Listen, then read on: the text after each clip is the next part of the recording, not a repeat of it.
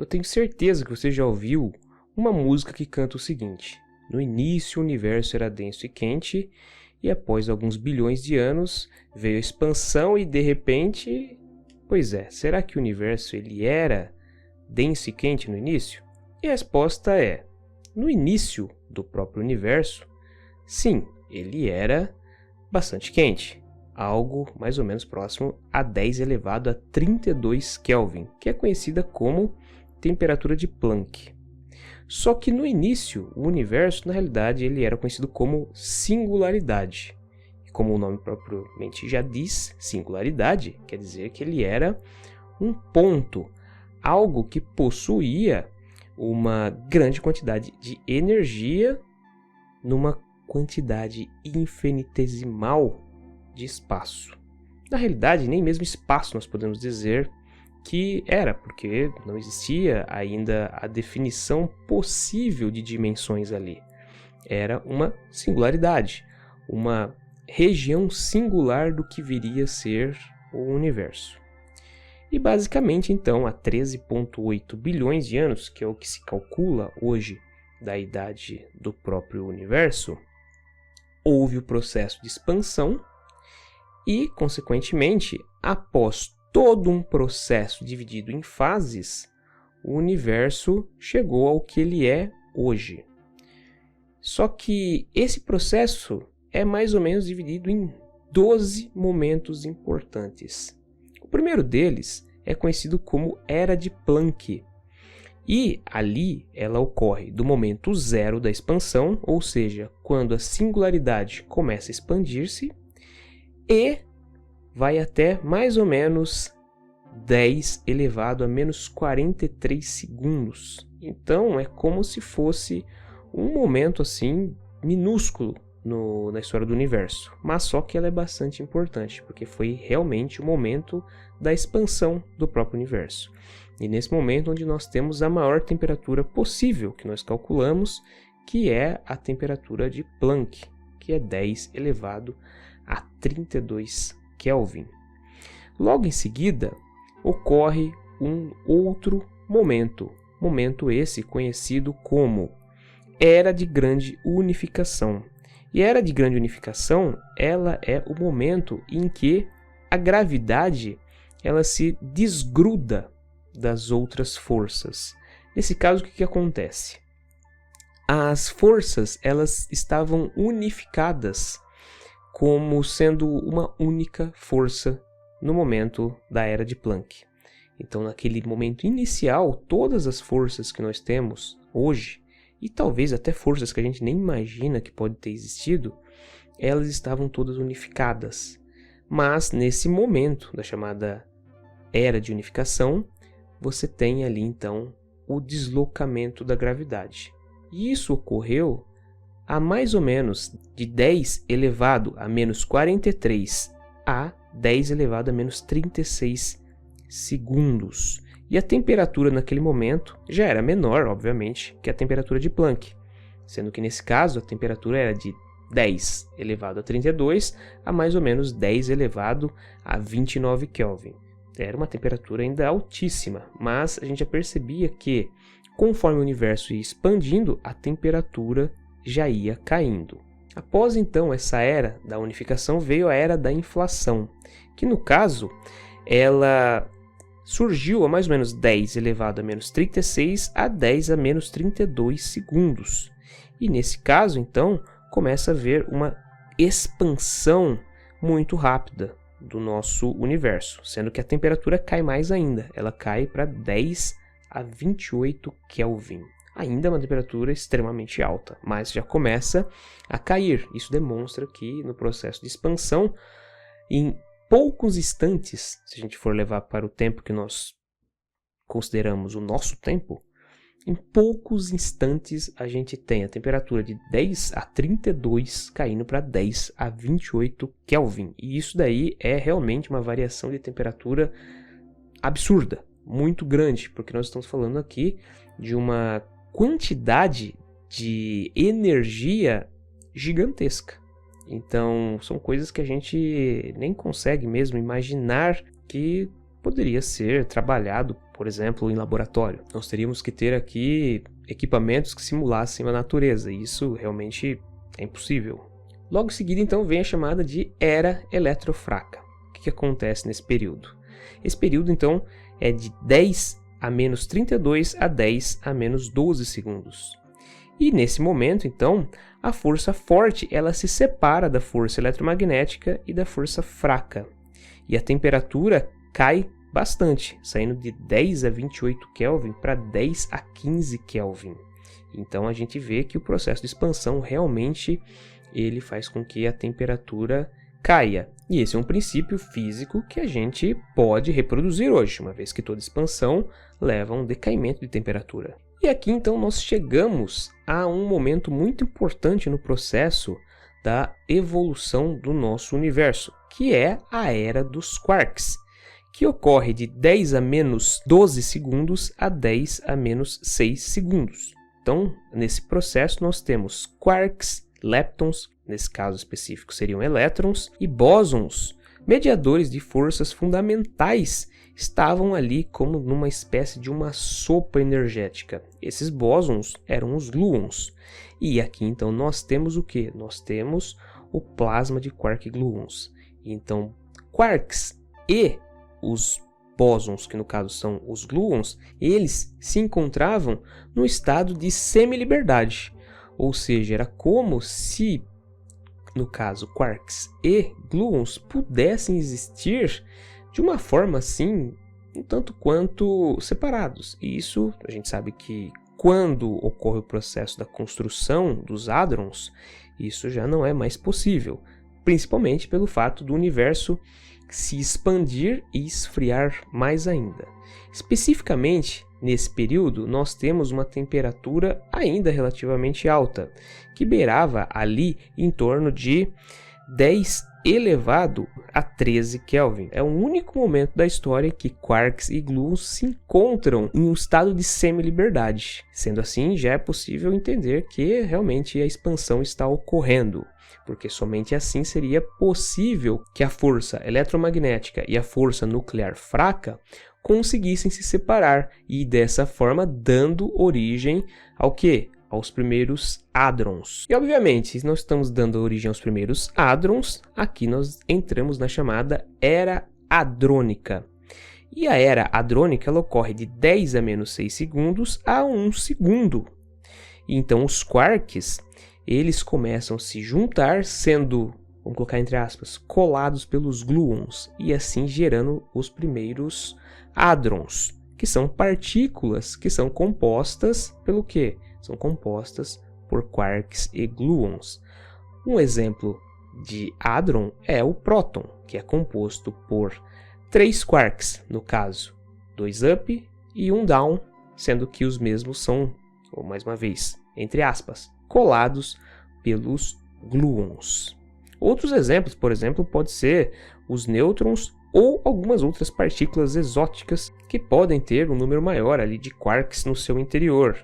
E nesse momento, onde começam a surgir os primeiros hadrons, a temperatura ela já está em torno de 10 a 13 a 10 a 10. Nós já estamos falando aqui de temperaturas na casa de 10 bilhões de Kelvin.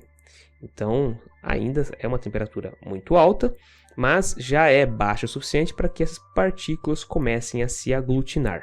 E em seguida a Era dos Quarks, veio a chamada Era dos Leptons, que no caso é a Era dos Elétrons. E ela ocorre entre 1 segundo e 10 segundos. Observem agora que o tempo começa a crescer muito. E obviamente isso se dá pelo fato da expansão estar ocorrendo e a temperatura estar baixando. Nesse momento nós temos uma temperatura de 10 elevado a 10 a 10 a nona, ou seja, nós já entramos realmente na casa de 1 bilhão de Kelvin. E nesse caso, o que acontece? Acontece que elétrons e pósitrons, eles começam a se aniquilar até que fique uma quantidade específica de elétrons que vai ser muito funcional na próxima era, que é conhecida como Era da Nucleossíntese, e que ocorre basicamente aos 3 minutos até aos 20 minutos após a expansão do universo. Nesse momento, o que acontece? Tem o surgimento dos primeiros núcleos de átomos leves, principalmente hidrogênio, deutério, hélio e lítio. Então, esses átomos leves, eles vão começar a servir de base fundamental para o surgimento de outros elementos químicos. Mas esse é um outro processo. Aqui nós estamos tendo o quê? Nós estamos tendo o processo de formação dos primeiros núcleos. E, obviamente, a temperatura aqui já baixou bem mais, uma vez que passou-se tanto tempo que o processo de expansão já é bastante grande e possibilita, então, a aglutinação dessas partículas de formação de núcleos, que comparado com, no caso, um bárion, são núcleos relativamente pesados. Então, nesse caso, a temperatura estava próxima de 1 bilhão de Kelvin e algo em torno de 10 milhões de Kelvin.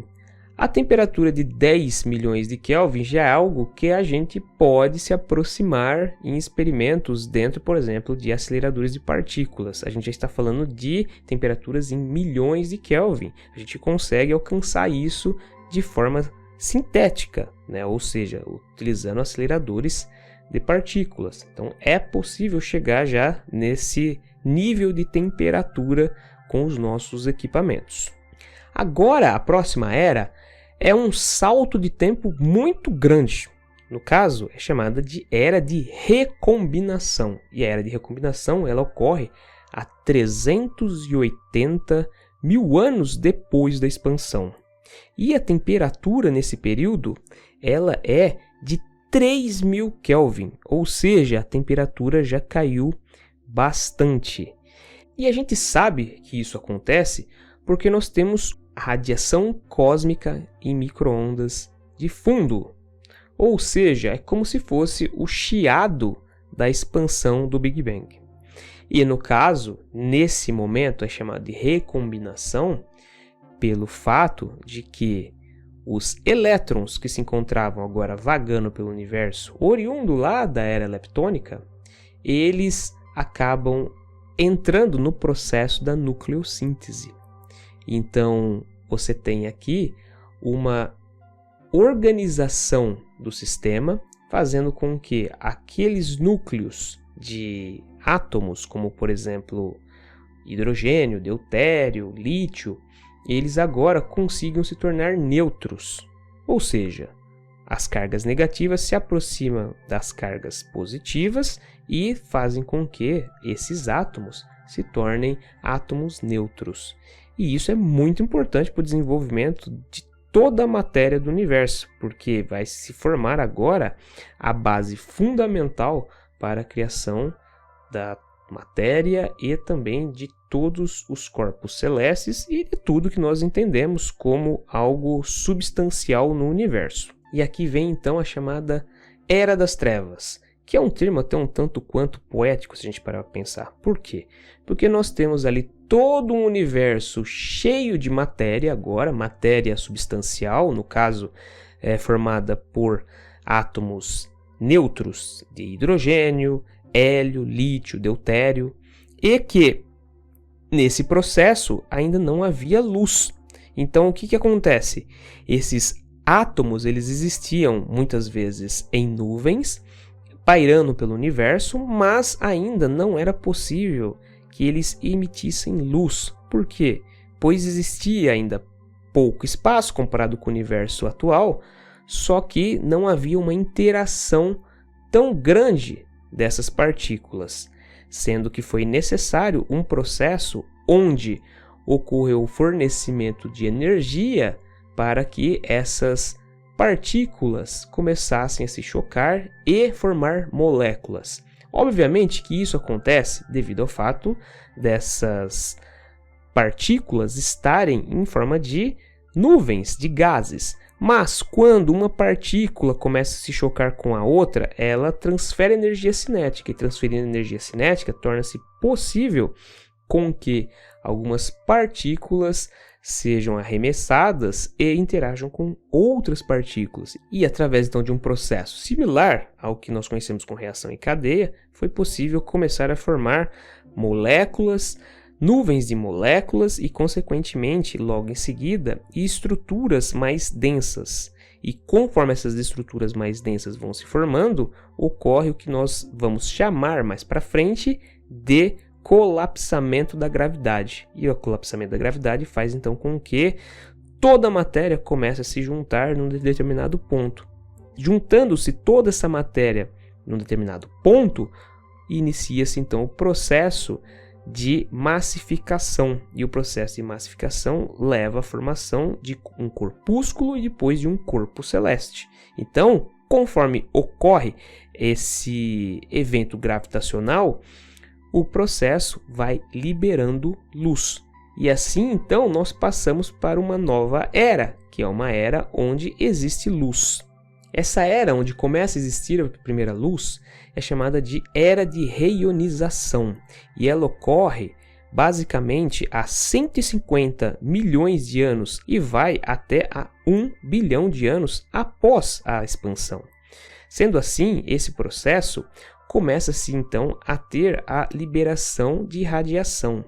E conforme então ocorre a liberação de radiação, ocorre então a liberação de luz. E consequentemente então é a mesma ideia do faça-se a luz, do fiat lux. E então temos ali o surgimento das primeiras estrelas. Consequentemente vão surgindo outras estrelas e temos então a era das galáxias, que surge basicamente há 1 bilhão de anos após a grande expansão até os dias atuais. E nesse processo, então, nós temos todo um universo agora que continua se expandindo e que é rico em várias fontes de luz, que no caso são estrelas. Essas estrelas, obviamente, são fontes de radiação nuclear. Por quê? Porque nós temos ali o processo de fusão desses átomos. Então, diversos átomos de hidrogênio e deutério vão se fundindo para levar à formação do quê? Para a formação de hélio. Então, conforme essas estrelas vão fazendo a fusão dessas espécies de hidrogênio, ocorre então a liberação de luz e, consequentemente, o surgimento de estrelas que são consideradas estrelas de primeira fase. Então, todo o processo de surgimento do nosso universo, ele foi um processo dividido em fases. E, obviamente, todas as estrelas e os corpos celestes são dependentes desse processo. E talvez essa seja uma das coisas mais bonitas que aconteceram na natureza e que provavelmente fascinam todas as pessoas.